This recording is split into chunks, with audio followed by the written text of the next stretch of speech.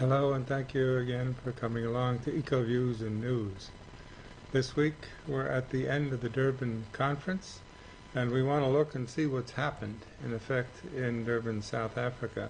It's a very important conference and one that has enormous ramifications for the world as a whole. So we want to get as clear an idea of what happened there as we can. It's not going to be easy because it was a very conflicted moment between the different parties to the Kyoto Accord. The question is whether it's going to be continued or not, and the question is what kind of provisions are going to be made for funding the adaptation mechanisms that the third world in particular needs help with if we're going to move towards adjusting to climate change issues. Now, one of the constant debates during the accord was whether in fact the whole thing was a done deal or not. Is it in fact a deal that was done, or is it a done deal? This was the big tension that emerged during the course of those two different weeks. The politicians in effect came in the second week after the bureaucrats, and it was very clear there was a tension that emerged during that time as they were looking at these issues. So we're going to want to look very carefully at what in fact happened, who was being blamed for what, and what kinds of things can we expect to come out of the sort of aftermath of this conference as we look at it. The president of the conference made a very strong appeal.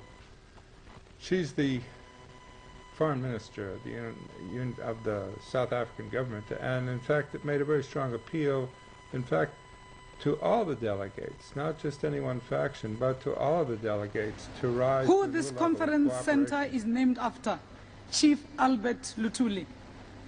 On this day, 60 years ago, Chief Albert Luthuli received the Nobel Prize for Peace. He was a man who achieved the highest award against all odds, a prize for peace in a country where at the time there was none. Excellencies and colleagues, let us take a brief moment here and take a step back in history and remind ourselves where we came from with this climate change process. We were able to negotiate the foundation of the system we have today. We concluded the convention and were able to craft the Kyoto Protocol. Some of you were personally involved in these milestone events. Bearing these accomplishments in mind, I have to urge you not to lose the ability to be courageous pioneers in the climate change process. Excellencies, let us therefore agree to accept the Durban outcome package. Okay, well that's the appeal, the straight appeal. Therefore, let us be courageous and accept the Durban outcome package. Well, what are the components of the package? That's what we want to look at. It's a strong appeal from the chair, evoking Albert Luthuli's Nobel Prize, first black to ever receive it from South Africa, during the apartheid era. And she alludes to that struggle and saying, in honor of that figure in their own past, after whom the convention center is named, let's all agree to this accord, the Durban Package, as she refers to it.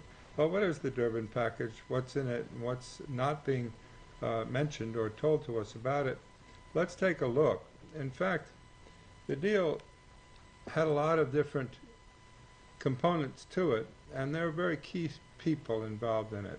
The BBC carried the title, "The United Nations Climate Talks in Durban Close with Deal." But that's a bit of a summary.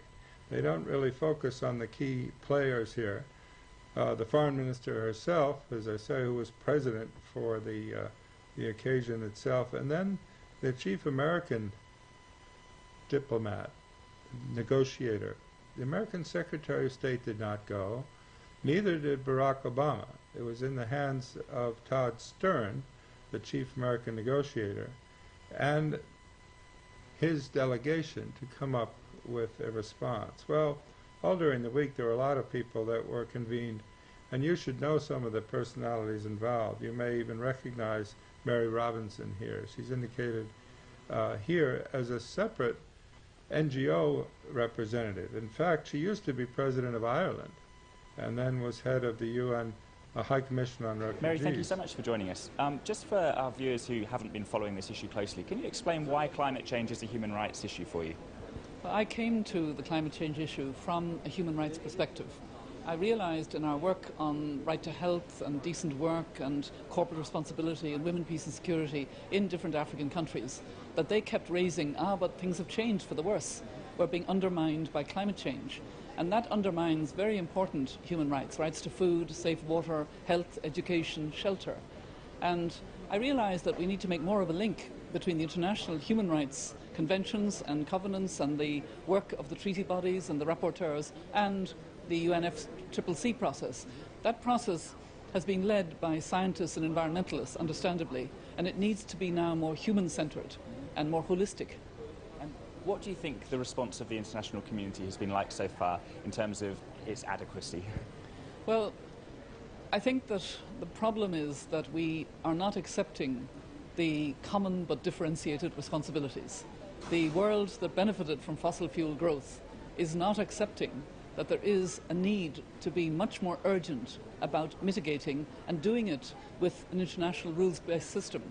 We're very supportive of a second period for Kyoto, but also urgent all countries working together on a new climate convention, because the commitments of individual states are way off course for a safe world. Okay, well, you can see that, the sense of urgency she's got, and a very interesting phrase, the common but differentiated responsibilities. She's in effect recalling that that's in the Kyoto Protocol, and that's what ought to be extended, and there ought to be, for that reason, more willingness on the part of the industrialized nations to come forward with both the means and the technology for the developing world to make a transition into a post-carbon fueled world without sacrificing their development goals. Now, this is going to be the tension throughout the rest of the conference, and you can see it in the various kinds of delegations and the particular intervention of, in this case, the American delegation. The Americans seem to be thumbnailed as a bit opposed to this. Among the critics of the Americans was a fellow from South Africa, a fellow named Kami Naidoo, who is quite an articulate spokesman for a whole approach championing the third world position. Take a look. Summit here in Durban, South Africa, and I'm joined now by Kumi Naidoo, Executive Director of Greenpeace International, who did make it inside eventually the hotel to speak with the World Business Council on Sustainable Development. Kumi Naidoo is a longtime activist from right here in Durban, South Africa, the site of this year's UN Climate Change Conference. At the age of 14, Kumi Naidoo joined the anti-apartheid movement. In 1986, he was forced to go underground after he was arrested for violating the apartheid government's state of emergency regulations. After nearly a year underground, he moved out of South Africa, not to return until after the release from prison of Nelson Mandela in 1990. He later became one of the founders of the global call to action against poverty. Kumi Naidoo, welcome back to Democracy Now! It's good to be with you this year. We were with you last year in Cancun. This year, it's in your hometown, the UN Climate Summit in Durban, South Africa. Thank you, Amy. It's very good to be on Democracy Now! So you did get in eventually to this World Business Council on Sustainable Development that the protesters attempted, Greenpeace activists attempted to do a banner hang over the hotel where they were meeting that said, listen to the people, not the polluters. When you got into the council meeting, what did you say and what did they say to you? Well, because most of the seats at the back had been taken, we were directed, my colleague Sapora and I were directed to the third row in the front, and the executive director of the council was just doing his opening statement, and he acknowledged the head of the UNFCCC, the United Nations head on climate change, Christina Figueres, and as he did that, he saw me come in, and he said, "Oh, and here's Kumi Naidu from Greenpeace, welcome." And then he said, "It's much better being inside than on outside." And then I said, "Unfortunately, we have to do both. Both are necessary."